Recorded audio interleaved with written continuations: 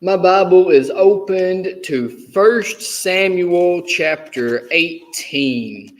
That will be our text this evening. We're actually going to look at a couple of chapters in 1 Samuel. So 1 Samuel 18 is going to be our beginning place. Hope that you will open up there so that we can get into our God's Word together.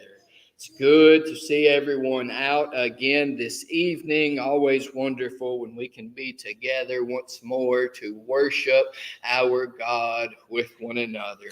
We're continuing this evening in the story of Saul and David. Last week we looked at the story of David and Goliath, and we brought a big part of Saul's story into that story, examining everything that was happening there.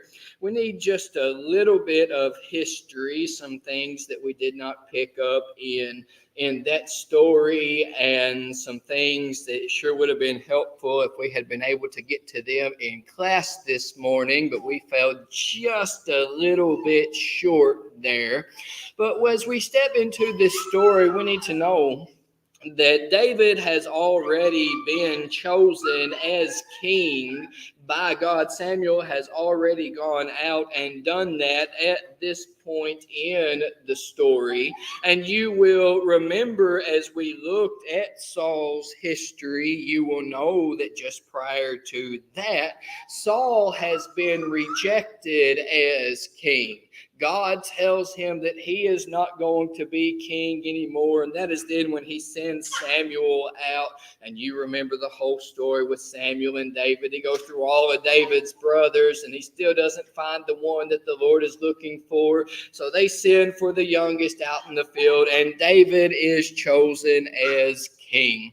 Then we come into what we looked at last week in chapter 17, the David and Goliath story, as the young man comes out and he defeats the giant that Saul and all of Israel is afraid of. And now we're going to press forward in this story where we are going to see Saul's rejection as king, the fall that comes with this, and the upcoming of David in God's having chosen him. And you can see in the primary title there, we're going to be thinking about Saul's jealousy of David and what that drives him to do in these sections. So let's go ahead and get into it. If we can pick up in chapter 18 here, let's look at these first 4 verses. As soon as he had finished speaking to Saul, the soul of Jonathan was knit to the soul of David, and Jonathan loved him as his own soul. And so stepping into the story with Jonathan here, we need to recognize and know Jonathan is the son of Saul. And so David has finished speaking with Saul here, and in this relationship with Jonathan, Jonathan loves David as he loves himself. Continue it on through verse 4. And Saul took him that day and would not let him return to his father's house. Then Jonathan made a covenant with David because he loved him as his own soul. And Jonathan stripped himself of the robe that was on him and gave it to David, and his armor and even his own sword and his bow and his belt. I'm going to pause in the reading right here. We've got a lot of ground to cover, and man, I wish I could hit every detail that we're about to just walk right on by. But here is the thing that we need to note inside of this part of the text. In Jonathan's love for David, in his swearing this covenant to David, he strips himself of his robe and he gives this to David. Now you will see on the screen or in the outline that I put a word in parentheses there. I use that word princely. Here Jonathan is the son of Saul. Here he is, as far as typical lineages would go, he would be the next king. But once more, you will remember God told Saul, the kingdom is not yours. It's not going to go down through your descendants. You have been rejected as king. And Jonathan takes off his princely robe. He gives this to David, and he swears a covenant with him. I do not think that this imagery is to be missed, that Jonathan is ready for the next king. Jonathan is ready for it to not be himself, for it to not continue through the lineage of Saul. And he shows us this in this presentation, and we're going to come back to this imagery when we hit the end of chapter 19, because God is going to use the very same thing with Saul in the stripping of majestic clothing. But let's continue forth as we're thinking about the rise of David here as we pick up verse 5. And David went out and was successful wherever Saul sent him, so that Saul set him over the men of war. And this was good in the sight of all the people, and also in the sight of Saul's servants. And so we see David here, Saul has put him in a position of authority. Wherever he goes, whatever he does, he is successful. Good things are being brought out. And I want you to notice who the text says this was good in the sight of. All the people love it. It's good. It is excellent. Saul's servants, it is good. Do you see a name missing about whose side it is good in? If you're not sure what name is missing there, let's continue on in the story, verse 6. And as they were coming home, when David returned from striking down the Philistines, the women came out of all the cities of Israel, singing and dancing to meet King Saul with tambourines, with songs of joy, and with musical instruments. And the women sang to one another as they celebrated, Saul has struck down his thousands, and David his 10,000s. And Saul was very angry, and this saying displeased him.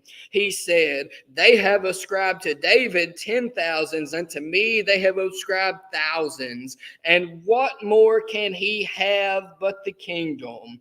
And Saul eyed David from that day on.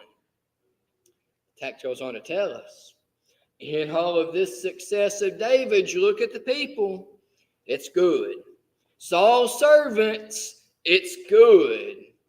And as the people sing about this, as the people make this known, Saul has killed his thousands. David has killed his 10,000s. And Saul says, that's not good. That's not good at all. Rather than seeing this for all of the good that David had done, he sees it as a belittling of himself.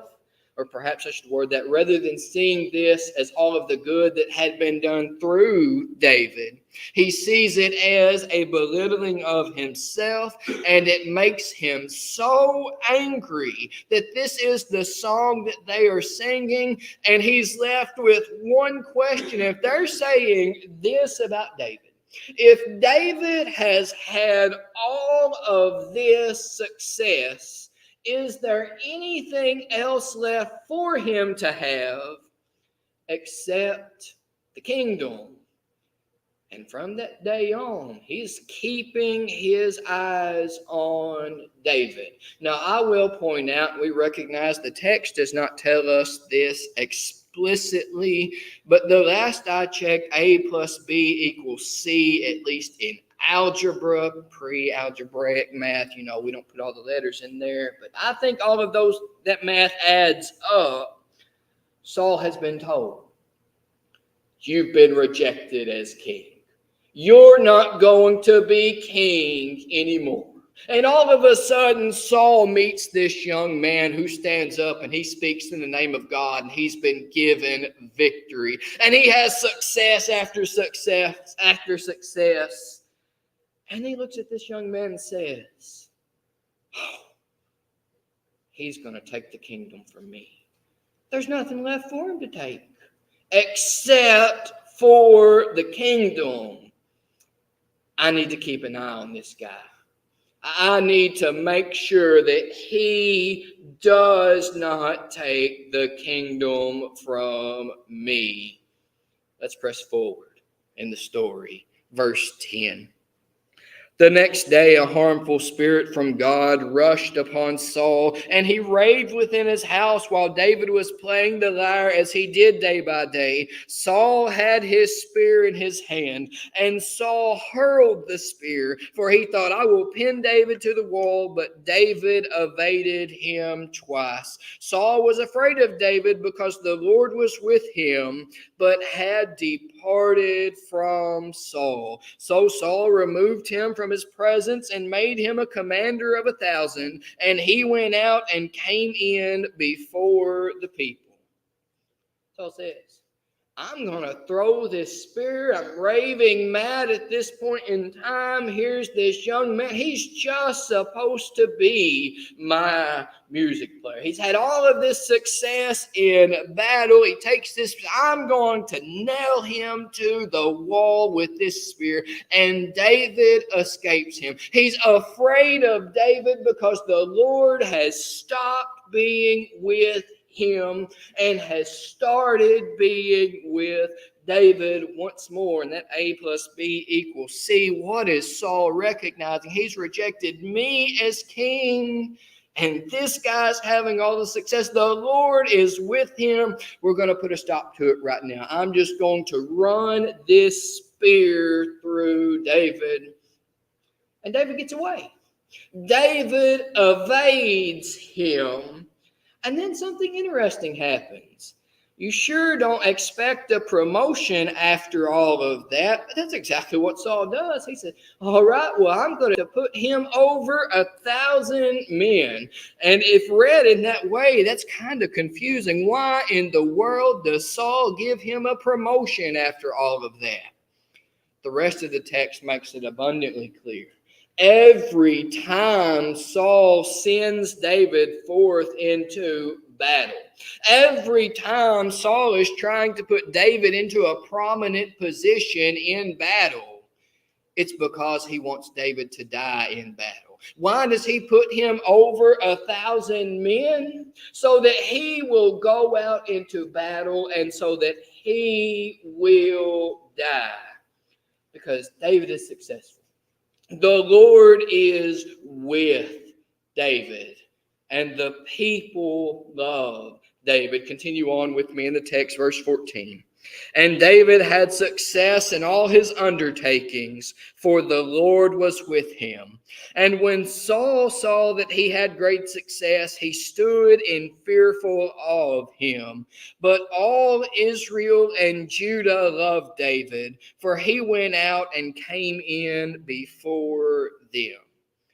David is successful because the Lord is with him. And so with this, then Saul is going to further plot against David as we continue on in the story, verse 17. Then Saul said to David, here is my elder daughter Merab. I will give her to you for a wife.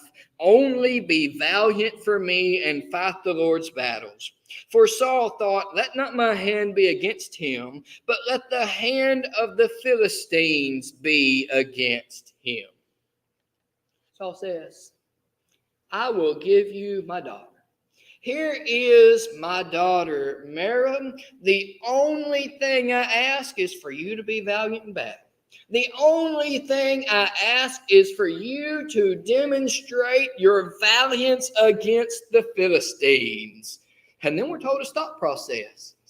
It's not going to be my hand against him. I tell you what, he's not going to evade me throwing my spear at him anymore. The Philistines' hands will be against him. You be valiant in battle, David, and I will give you my daughter. Let's pause right here for just a moment. David is going to answer this with great humility. In fact, let's go ahead and pick up verse 18 here. And David said to Saul, "Who am I and who are my relatives, my father's clan in Israel, that I should be son-in-law to the king?" David approaches this with great humility. Who am I?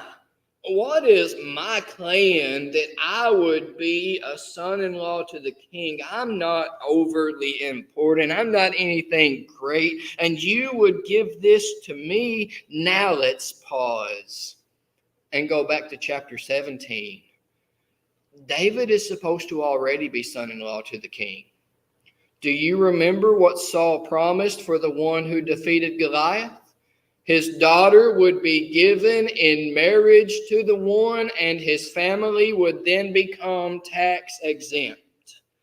David was the one who defeated Goliath. Why hasn't Saul's daughter already been given to David? Now, I think that there are several potential answers to that question.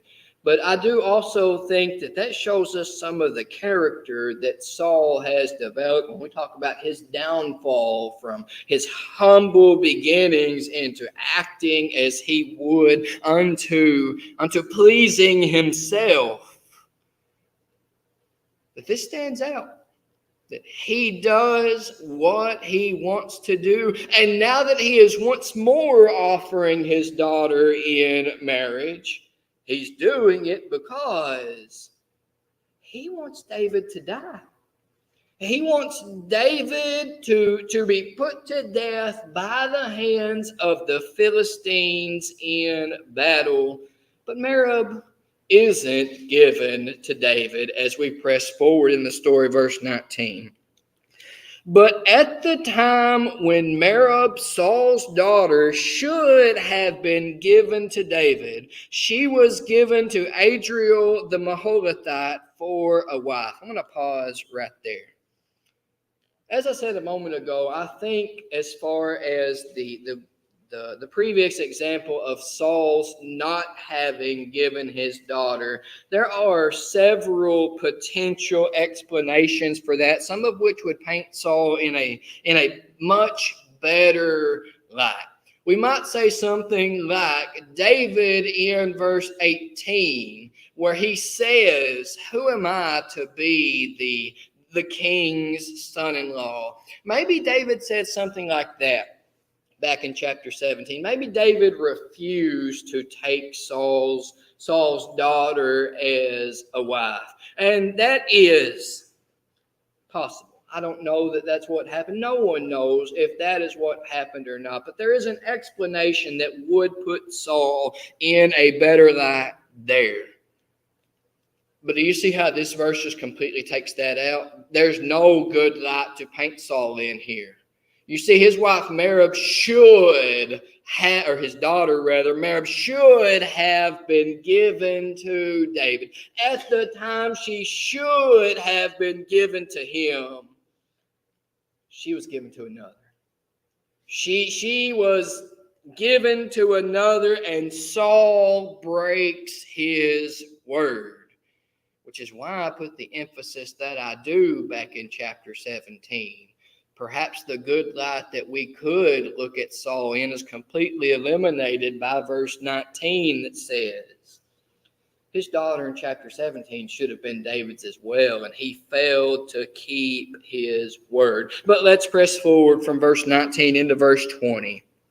Now Saul's daughter Michal loved David, and they told Saul, and the thing pleased him. Saul thought, let me give her to him, that she may be a snare for him, and that the hand of the Philistines may be against him.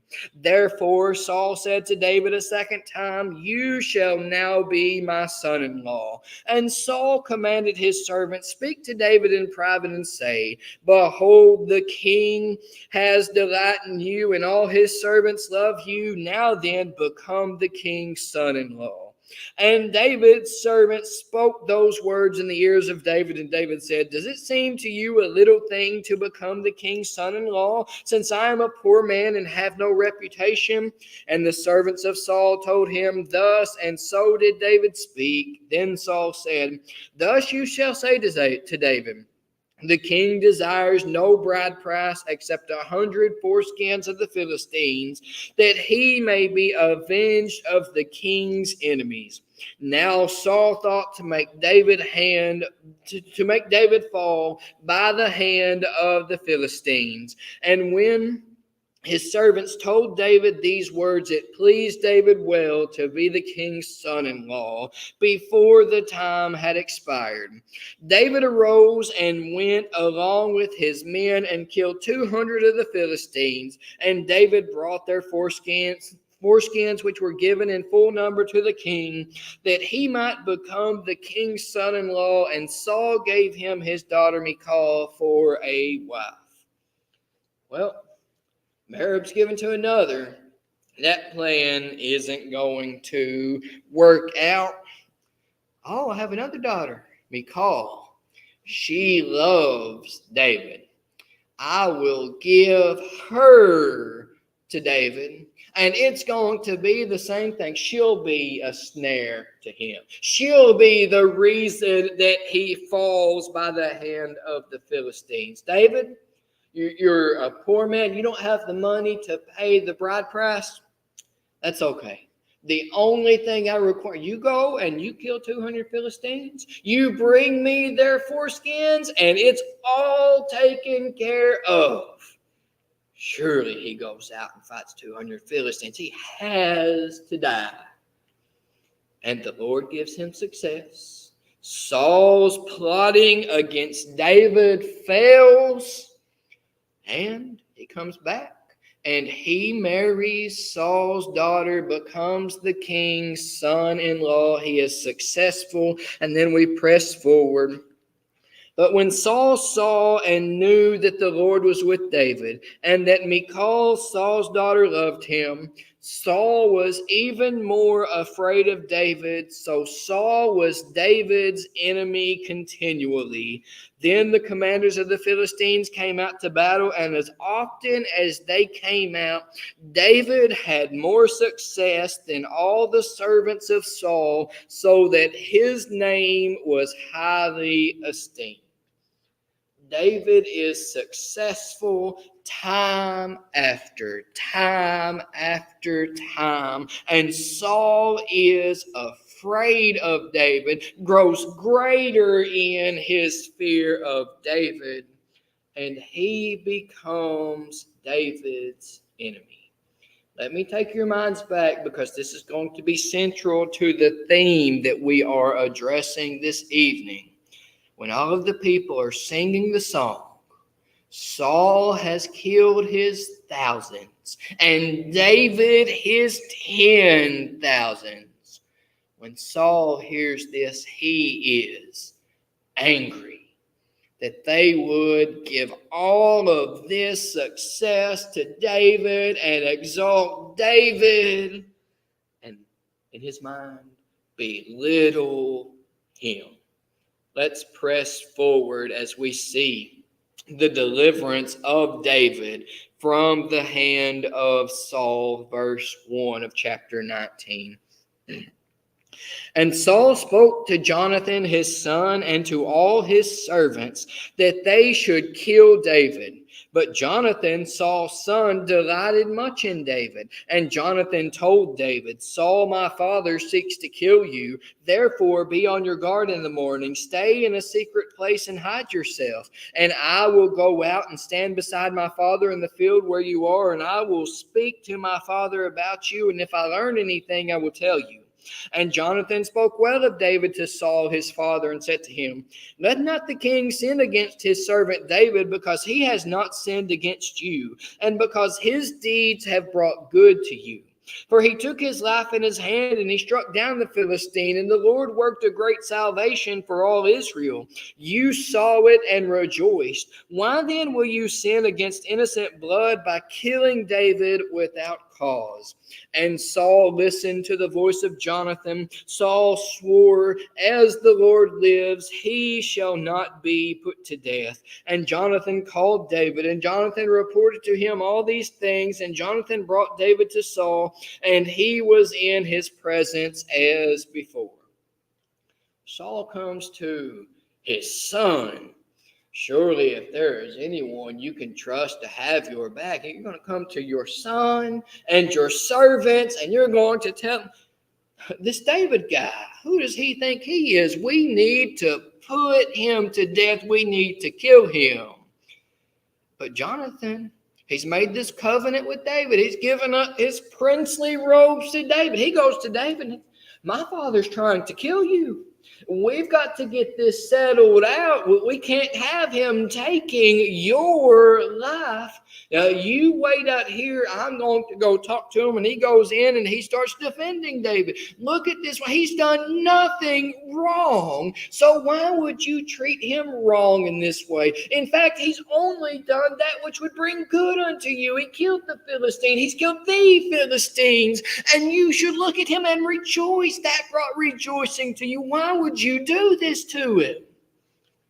And so finally Saul relents, and Saul says, "Okay, as the Lord lives, I will not kill him. I will not put him to death." And Jonathan brings David back to Saul, and the arrangement that they had before continues at least until we hit verse 8. "And there was war again, and David went out and fought with the Philistines and struck them with a great blow so that they fled before him. Then a harmful spirit from the Lord came upon Saul as he sat in his house with his spirit with his spear in his hand. And David was playing the lyre. And Saul sought to pin David to the wall with the spear, but he eluded Saul so that he struck the spear into the wall. And David fled and escaped that night." Saul tries to put him through with the spear again. And David escapes him again. And then we come to the next part of the story. His wife, Michal, Saul's daughter, she is going to help David escape. Verse 11. "Saul sent messengers to David's house to watch him, that he might kill him in the morning. But Michal, David's wife, told him, 'If you do not escape with your life tonight, tomorrow you will be killed.' So Michal let David down through the window, and he fled away and escaped. Michal took an image and laid it on the bed and put a pillow of goat's hair at its head and covered it with the clothes. And when Saul sent messengers to take David, she said, 'He is sick.' Then Saul sent the messengers to see David, saying, 'Bring him up to me in the bed that I may kill him.' And when the messengers came in, behold, the image was in the bed with the pillow of goat's hair at its head. Saul said to Michal, 'Why have you deceived me thus and let my enemy go so that he has escaped?' And Michal answered Saul. He said to me, 'Let me go. Why should I kill you?'" Hear Michal. Again, let me point out, Saul's daughter has helped David to escape here. Can we recognize, and maybe at least as far as the technical sense of linguistic terms is concerned, this is the wrong use of this word, but I think it's fitting with how we use it. Recognize the irony in this. Here is Saul looking for victory. Here is Saul looking to overcome David. Here he is looking to defeat David. He thinks he can use his son as a tool in this. He thinks he can use his daughter as a tool in this. And they are, in fact, the ones who are used to offer David deliverance, to offer David salvation in the face of their father seeking to kill David. I think that's a noteworthy thing. And goes the extra step in showing us how far into wickedness that Saul himself has descended here, that his children say, no, I'm not going to help you in that. And they help David to escape. Allow me to point out one detail in the McCall part of the story there, where after she has said, David is sick in bed, what he tells the servant is, okay, you go and you pick up the bed and you bring him to me so that I can kill him. What's Saul saying there? That's just easier to kill him now. He's got away from me all this time. If he's sick in bed, you just bring me the bed and it'll be so much easier to kill him. Look at the wickedness that he has descended into at this place. And then we press forward once more in the story, verse 18. Now David fled and escaped, and he came to Samuel at Ramah and told him all that Saul had done to him. And he and Samuel went and lived at Naioth. And it was told to Saul, behold, David is at Naioth in Ramah. Then Saul sent messengers to take David, and when they saw the company of the prophets prophesying, and Samuel standing his head over them, the Spirit of God came upon the messengers of Saul, and they also prophesied. When it was told Saul, he sent other messengers, and they also prophesied. And Saul sent messengers again the third time, and they also prophesied. Then he himself went to Ramah and came to the great well that is in Siku. And he asked, where are Samuel and David? And one said, behold, they're at Naioth in Ramah. And he went there to Naioth in Ramah. And the Spirit of God came upon him also. As he went, he prophesied until he came to Naioth in Ramah. And he too stripped off his clothes, and he too prophesied before Samuel, and lay naked all that day and all that night. Thus it is said, is Saul also among the prophets? So David flees. He goes to Samuel at Naioth in Ramah, and Saul pursues him. Before pursuing him himself, we just read, he sends some messengers who are unable to get to David because they get there and they start prophesying. More messengers, they get there and they start prophesying. Finally, I guess I've got to go myself. He gets there, starts questioning, where are they? Finds out where they are. He is prophesying the whole way there. When he gets there, he's still prophesying, and he strips himself of his clothes and he lies on the ground naked. As we talk about the deliverance of David here, we see it happening through Jonathan. We see it happening through Michal. Finally, God is intervening himself, showing Saul, you're not going to touch the head of the man that I am with. You're not going to be able to do it. Haven't I shown you again and again and again? Let me show you in the clearest terms possible. You're not going to be able to touch him.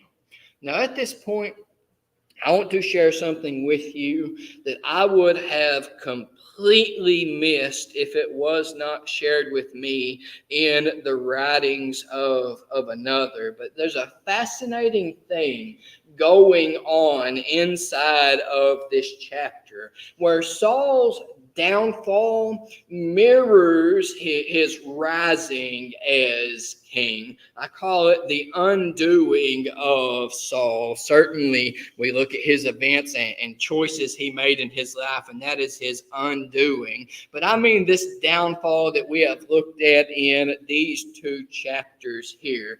When we think about Saul's being made king, his being declared as king, He does that coming to Samuel at Ramah. Now you look in chapter 9 and verse 6, you're not going to find Ramah there. In verse 5, you're going to look and you will see the land of Zuph.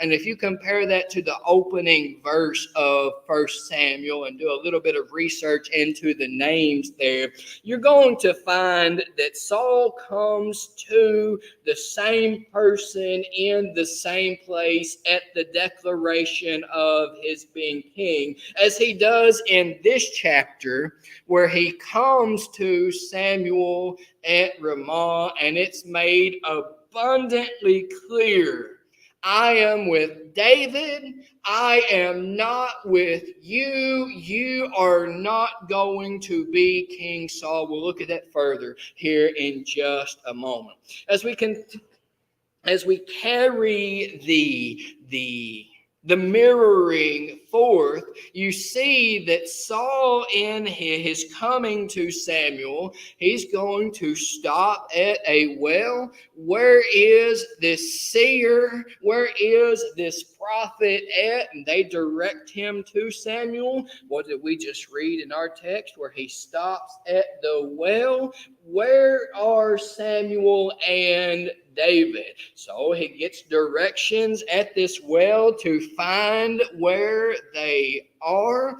Once more, going back to the beginning, he receives anointment. He is anointed and he begins to prophesy. And now coming to this place, he is prophesying on his way to Samuel, such that it is said in both texts, is Saul among the prophets? Now, what's interesting, it's said in both places, but it's meant in two very different ways. In one, it's an uplifting thing, chapter 10 and verse 12. Here's this man prophesying. We didn't know that he was a prophet. Is Saul among the prophets? Whereas here, it's a derisive thing. Is Saul among the prophets? Isn't it amazing what tone can do with the exact same words? But that's what they're doing here. It's a very derisive thing that it is Saul among the prophets? No, surely not. But we see these parallels that are going on in the beginning and the end. In the beginning, we find that the Spirit of the Lord comes upon Saul. And as you carry that text forward, you see the victory that is given to Saul as God uses him as his vessel to overcome his enemies. You remember we talked about in that story how Saul looked at and said that salvation had been given by the Lord as the Spirit comes upon him. But now the Spirit comes upon him. And as he makes his way to Samuel, he is prophesying and he strips himself of his clothes. What's that about? Take off your kingly garments, Saul. You are not king. Lay down upon the ground. You are not king. I am not with you. I have made my stand with David. Don't you see this yet? How clearly do I have to tell you? And Saul refuses to listen. Again and again and again. Saul has been told, you're rejected as king. You are not going to be king. And rather than recognizing the one that God has said is going to be king, rather than yielding himself to the will of God, Saul fights it tooth and nail the whole time. And he's on the losing end of the battle every time.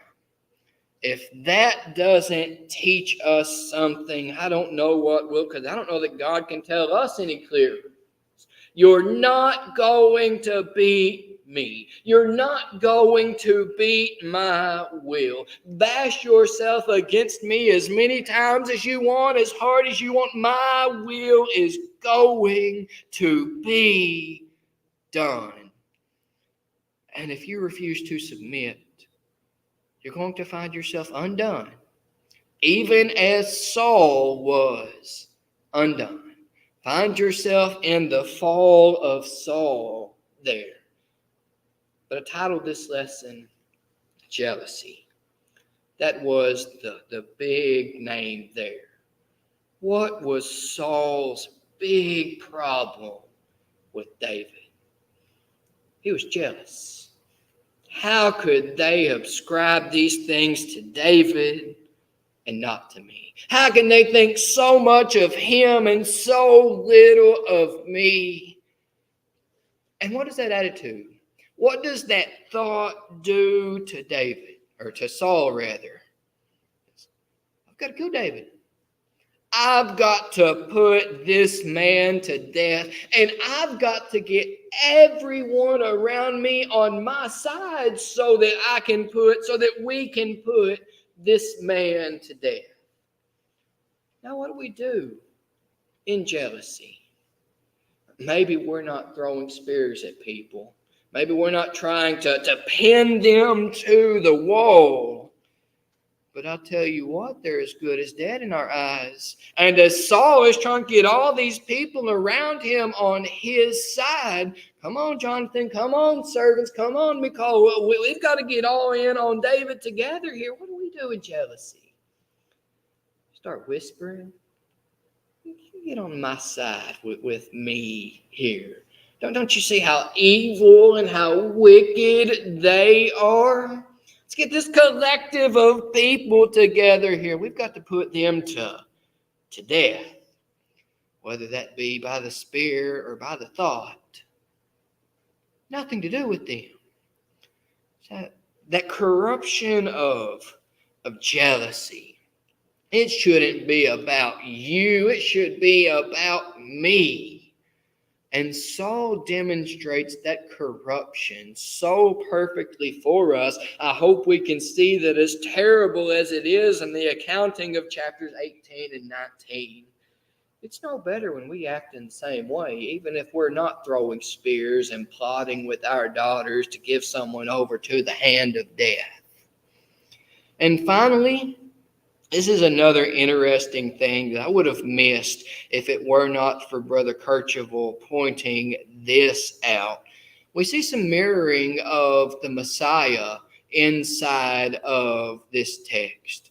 Don't we see God's chosen king being rejected by the leadership? That's exactly what happens. David is rejected by Saul, and he sought to be put to death. And here is Jesus, the Messiah, the anointed, the chosen one of God. And you look at the leadership of his days. This isn't God's chosen. Want nothing to do with this guy. And you remember the number of texts that look at how they view Jesus, and they're full of envy, full of jealousy. And they seek to put him to death.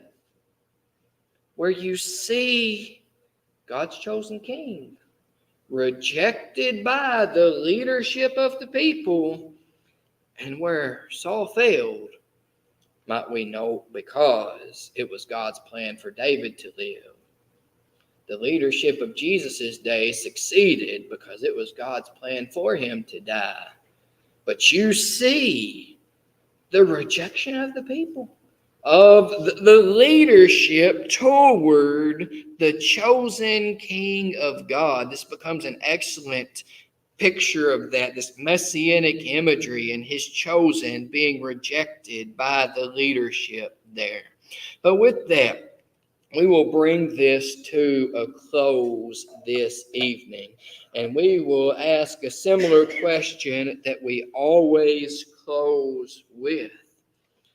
As we talk about being given over to the will of our God, you can bash yourself against that will. You can decide, I'm not going to give myself over to what my God would have me to do. And if that's you this evening, you find yourself undone, even as Saul was undone, you need to submit to God's will. There are hard things in his will. I certainly recognize it would have been hard for Saul to give up. I'm not king anymore. But to submit yourself to God's will, to accept those hard things, like we talked about this morning, it's a hard thing to accept the suffering. It's to accept the blessings that come with the hard things. If you are not given over to the will of God this morning or this evening, if the traits of the world describe you, you're not living as you want to live, won't you change that? Won't you be the person that our God has called you to be? And if there's anything at all this evening that we could do to help you with that, won't you come while we stand and sing the song selected?